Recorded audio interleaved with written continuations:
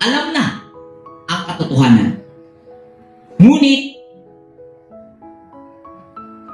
hindi nila 100% na ginawa yung kanilang part bilang kamalayan. Ang Yera is moon. Kasi sa Hebrew, ang Hebrew word sa moon is Yereah. Ang bituon ko kabing. Ang buti pasabot diri sa Yereah, hindi po tumutukoy sa buwan mismo, kundi tumutukoy sa pagbabantay ng panahon. May mga mananampalataya na i-give up nila yung oportunidad na gumawa ng mabuti sa kapwa. Dahil ang pagbabantay sa panahon, ang kanilang pinaniniwalaan na kung kanilang gagawin yung pagsamba ay kalulugdan sila ng Ama. Isinisit aside nila ang pagtulong sa kapwa. At kumbaga, ganito yung example. Araw ng new moon, may isang tao na nangangailangan ng iyong tulong, iyong tinatanggihan dahil malate ka sa new moon gathering. Alin ang mahalaga? Bilang Shemites, bilang taong matuwid, awake na po tayo, bilang gising po tayo. Gising po tayo. Sa ganitong sitwasyon, anong pipiliin mo? Palagay natin pista. Passover. Passover. Nagkaroon ng emergency sa daan. At walang ibang pwedeng tumulong, ikaw lang. Nagmamadali ka para umabot doon sa ceremony, sa gawain, sa cleansing. So, alin ang mahalaga? Alin ang paglilingkod sa Ama? Ang pumunta sa cleansing o tulungan ng kapwa? Ha? Yan po. Pero sa mga taong may kaisipang yuktan, ang mahalaga sa kanila ay ang literal na instruction. Hindi tumutulong sa araw ng pamamahinga. Kagaya ng mga nasabing para sa iyo. Hindi tutulong. Tulad ng example ng Isaiah sa Good Samaritan. Isang tao na taga Jericho ata yun, na pumunta sa Israel. Nagitulis. Tapos itulis siya. Pagkatapos itulis, inubaran, sarado yung biktima, tapos dumaan yung Israelita. Pare, Levita. Tapos hindi tinulungan. Hindi tinulungan. Bakit? Ang rules, pagiging Levita, hindi ka pwedeng humawak ng dugo.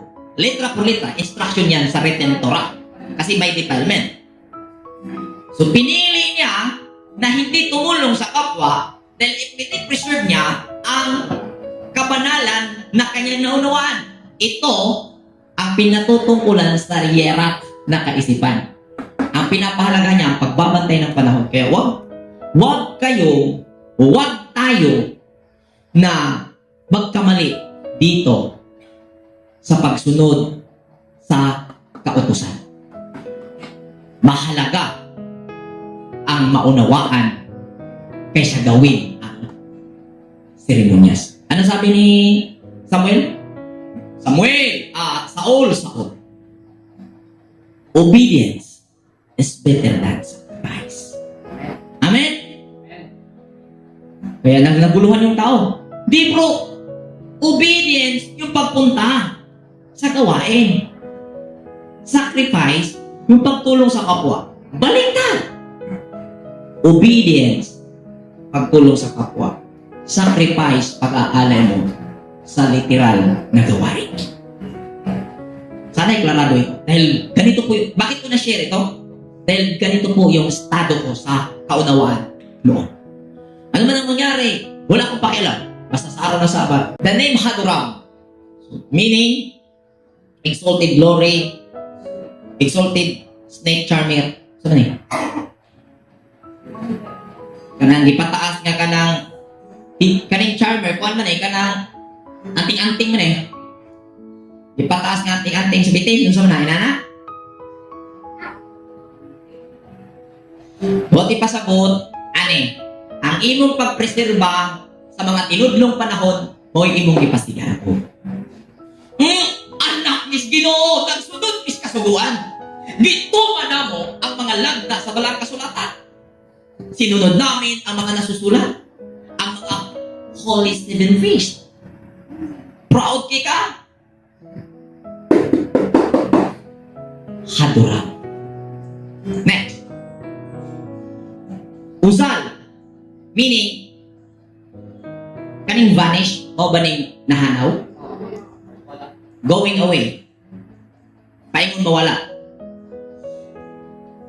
Kung inana ang imong pagpasigarbo kanunay, nga